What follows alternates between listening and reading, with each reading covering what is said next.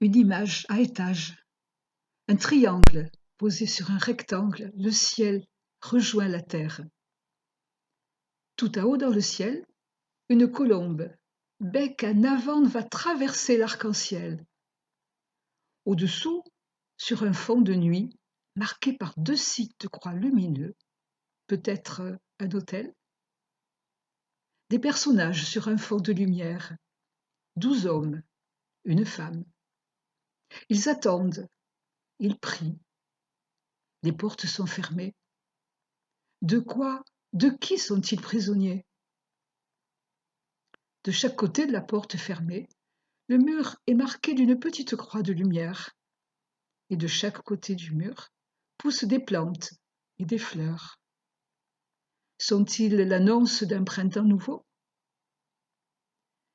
Ceux d'en bas ont les pieds sur terre, mais ils se posent des questions.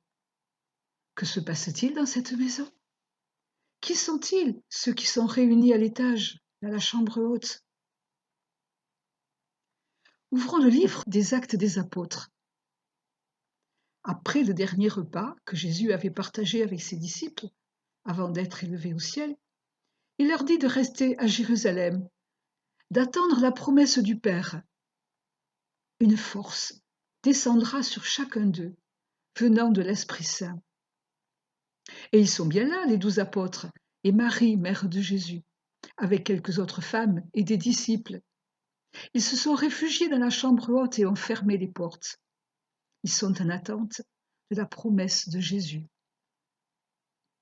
Dans la rue, des Juifs venus de tout pays se rassemblent pour célébrer la fête de Shavuot, c'est Pentecôte, 50 jours après la Pâque. Et soudain, un grand fracas retentit, un violent coup de vent secoue la maison tout entière. C'était comme au temps du désert, au pied du Sinaï.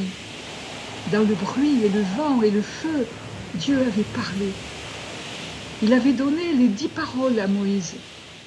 Et la foule qui attendait au pied de la montagne était devenue le peuple de Dieu, celui avec lequel le Seigneur faisait alliance après l'avoir libéré de l'esclavage et de la peur.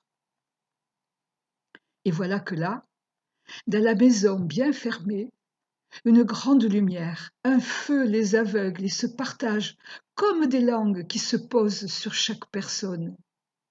Et aussitôt, ils sont tous emplis d'Esprit Saint. Ils n'ont plus peur, ils sont pleins de force et de courage.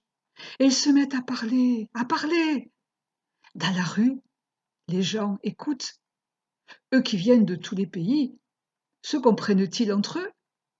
Et là, ils sont très étonnés, stupéfaits. Tous comprennent ce que disent les apôtres, les femmes, les disciples. Et les gens se disent, comment est-ce possible? Ces gens sont des Galiléens, et nous les entendons chacun dans notre langue. Et que disent-ils, ceux qui sont emplis d'Esprit Saint? De quoi parlent-ils? Ils parlent, ils annoncent les merveilles de Dieu. Dans la foule, quelques-uns se disent « Qu'est-ce que cela veut dire ?» Et d'autres disent « Ils sont pleins de vin doux. » Les portes de la maison se sont ouvertes. Tous ceux qui étaient dans la chambre haute se sont levés et ils ont rejoint le groupe de la rue. Debout, au cœur de cette scène, les bras ouverts, Pierre parle. Il les appelle « frères ». Il leur raconte ce qui vient de se passer. Il raconte l'Esprit Saint envoyé par Dieu, comme l'avait annoncé le prophète Joël. Il raconte le roi David, le grand roi. Et il raconte Jésus, nouveau roi, crucifié et ressuscité, qui envoie son esprit sur chacun. Dans la foule, les gens sont stupéfaits, bouleversés. Leur cœur est transpercé. Ils demandent à Pierre et à ses compagnons, « Frères, que devons-nous faire ?» Pierre répond, « Convertissez-vous, que chacun reçoive le baptême au nom de Jésus, Christ, et vous recevrez le don de l'Esprit Saint. »